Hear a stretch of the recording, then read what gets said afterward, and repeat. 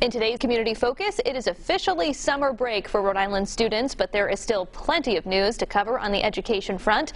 Joining us now for our regular interview here on 12 News Now at 4, Rhode Island Education Commissioner Angelica Infante-Green. Thanks for being here.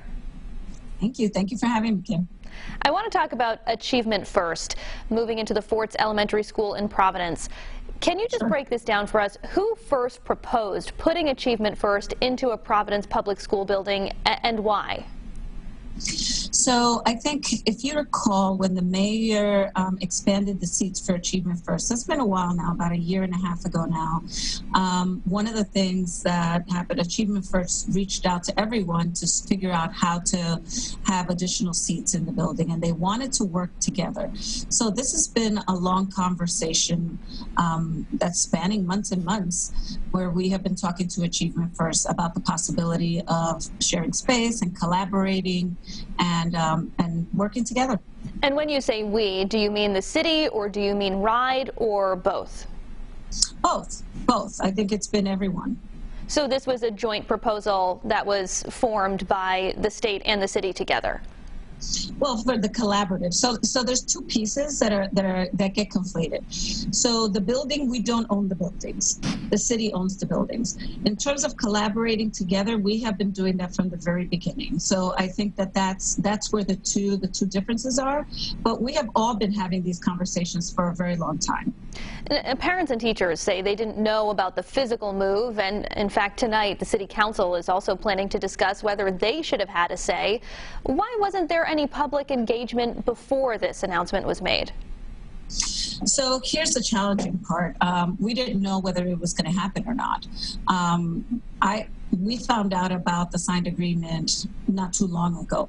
We had been planning for a long time, but we didn't know whether it was going to move forward or not. So I think that's the challenge. Parents were informed in March that Forts and Lima would become one school. It was a school that had a space, but also that the building was underutilized. But it's a school that used to be pre-K, K and 1, and then 2, 4, and 5.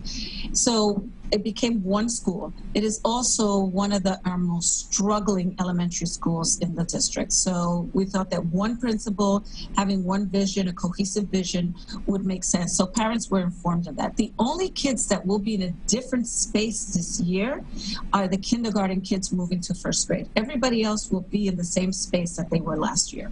Okay, last question on this topic. You obviously support this, but the governor doesn't. Were you surprised to hear the governor come out against this proposal last week?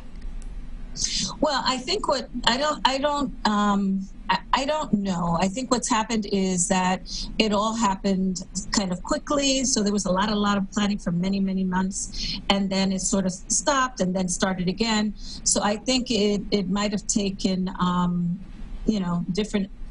different organizations, different times to kind of put this together. So I can't speak for anyone else. I know that the governor wants it to be successful. We are here now, and we're going to move forward to serve the kids in the community. On the topic of the search for a new Providence Public Schools superintendent, when you spoke with my colleague Tali Taylor 3 weeks ago, you said that job would be posted the following week. It still hasn't been posted. Why isn't it posted yet? Well, because we're thinking about what makes sense, right? Like we were thinking about this very quickly. Let's move quickly. But as we know, this work is very intense work. It's not a regular district. It's not a regular process. So we have taken a step back and thought about what makes sense for the district. So I think we are regrouping and thinking about what that process should look like. And can you promise parents and students that there will be a permanent superintendent in place by the start of the school year in the fall? There will be a superintendent in place. I don't know if that person will be permanent or not, but there will be a superintendent that will have the best interests of the students and the families. Rhode Island Education Commissioner Angelica Infante-Green, thank you so much for your time. Thank you.